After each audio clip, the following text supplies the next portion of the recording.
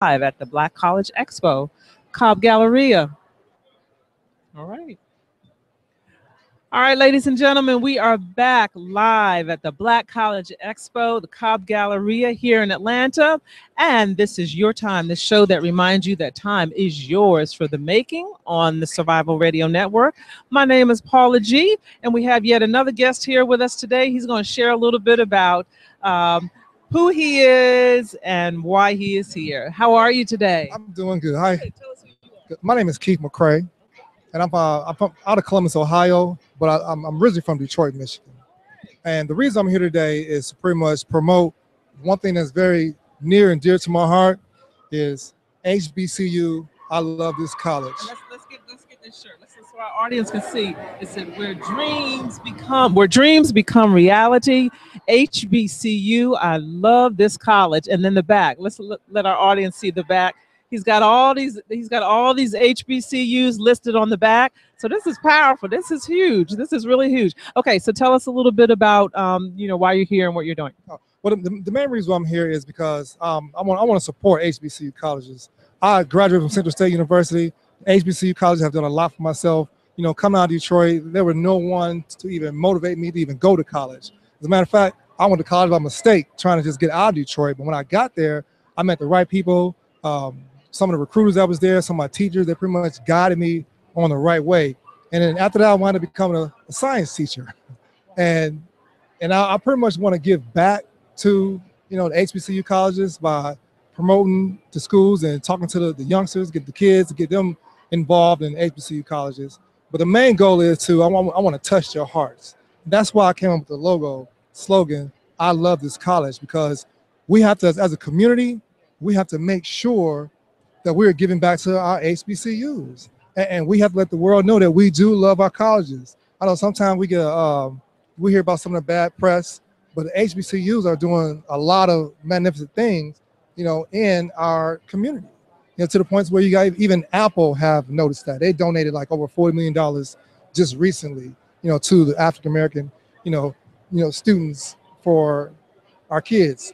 So as a young man on an HBCU campus, kind of take us back to those days. As a young man, tell us what you feel that an HBCU poured into you. Tell us what you feel that you gained by being on the campus. Well, what I have gained and what have poured into me was, I would say, life. And I'm not just saying that because I'm getting interviewed. HBCU college, it helped me to rear me. I found myself. I knew who I was, but I found myself because, growing up in Detroit, there's a lot of stuff going on. Detroit is a great city. It's just at that particular time, I didn't have nobody to pour into me. But when I was attending Central State University, a lot of my teachers, they poured into me. They motivated me. No one ever told me, you can be all you can be. You can do what you need to do. The world is waiting on you. But when I got to Central State University, they have done that for me. And a lot of my friends who I met there, they have done that for me. But not only just me, they're doing it for a lot of people. So I took that, I ran with it, and I still hold on to it. And that's what's keeping me going forward. So tell me that you were saying that you didn't have anyone to tell you to go to college. So there had to have been something inside of you that drove you there, or at least drove you to the right person to direct you to school. Can you speak to that a little bit? Yes, I can. As this may sound a little, I went to college by mistake. I was trying to get out of Detroit. That was my goal. I was trying to get out of Detroit. I got to Central State. I had a girlfriend that was going there at the time. So I said, hey, I'm going to college too. And I was just there. And when I was there, that's when I started to notice the change. There was people there that was my age that was there for a reason. So I had to get on the bandwagon. I had to understand my purpose and why I was really there. Then that's when a light switch came on. So it was just happenstance to where I wanted out of Detroit. I knew how to get out. So I found a way. I went to Central State University, but then that's when I was there, that's when they just poured into me. And I realized I was in the right place. But I know that there's a lot of people out there, a lot of kids that's 18-year-olds, 16, 14, 15, that's in the same situation. Their families may be going through different things, and they focusing probably on sending their kids to work, and instead of college. But nothing is wrong with that. I'm not saying anything wrong with that, but you do have kids who desire to go to college. And if no one is talking to them about it, they're not going to know. So that's why I'm here for. You know, of course, I'm selling apparel, but this is just the beginning for me. I'm going to do the same thing they're doing. I want to give off scholarships. You know, I want to have the HBCU scholarship fund, and I want to help get kids off to college. And you right now, you know, you're just speaking that into existence. You know that, right? Yes, I am. And you mentioned that science you taught. Yes, I taught science and biology for 12 years. Yep, in Columbus City schools. And what was the most challenging part about that, or was there a challenge? Well, to me, there wasn't really a challenge because I have to honestly say 70% I taught science, 30% I was teaching life. I was teaching them kids, telling them my experience, tell them don't follow, you know, don't go down the wrong path. Listen to your teachers, listen to your parents. It's all about college. But I love science, I love biology. But I think the most challenging thing I would have to say is sometimes we do have some parents who's not really on board with us. And if we can just get our parents to understand that teachers are more than just teachers. You know, we are their parents while they're at school. We are their guardian, we're their counselor, we're the person who they talk to when they have problems, you know, at home. It's just that sometimes once they come to the school atmosphere, and then they have to go back home to, you know, the bad atmosphere. And not saying all homes are bad, but just sometimes it can be the circumstances that they're in. But then the challenging thing is a lot of parents, they get intimidated sometimes by the teachers, and they don't want to take their role. But what they have to understand is we're helping them. We're on their side. So what we need what we had back in the 70s and 80s. We need parents to say, I'm on the side with the teacher and the administrator versus coming into the schools always, you know, yeah, when in all reality, there's no teacher out there that want to hurt a kid at all, because they would never have gotten to the profession if that's what they want to do. Our heart belonged to that kid, and we just need parents to really understand that. And we get more parents understanding that, we can have more parents motivating our kids and sending them college, HBCU college. HBCUs. Now, speaking of HBCUs, yeah, I'm sure you spent 4 years or so on the HBCU campus. So just tell us a little bit about, as a young man, come on, give it up. Tell us a little bit as a young man on the campus. I know every day you weren't a choir boy. Come on.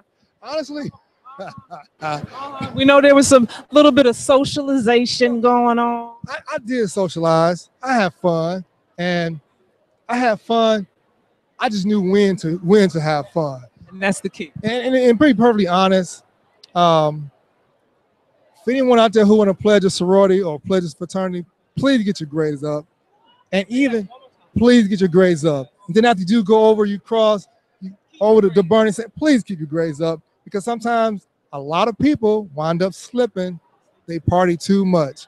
I suggest, you know, when you come into college, come in the schedule.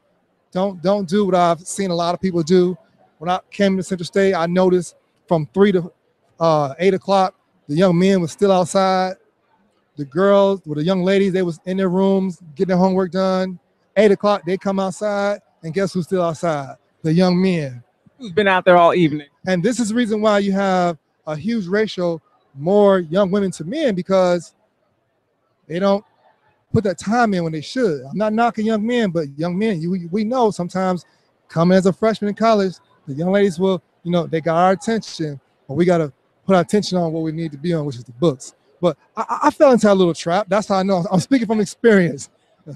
You know, and that's a beautiful thing. And that's why, you know, we're interviewing all these individuals today, because, you know, everyone here, for the most part, the adults have gone to an HBCU and have an experience and have grown in that experience. And, you know, as young people, we make good choices, and sometimes we make some choices that are not so good. But at the end of the day, we've learned from those choices. So that's why it's important for, you know, individuals such as yourself, you know, to share those stories and to share those testimonies. Yeah, that sometimes, you know, some things happen, but, you know, at the end of the day, you know, it's about making those good choices and giving back.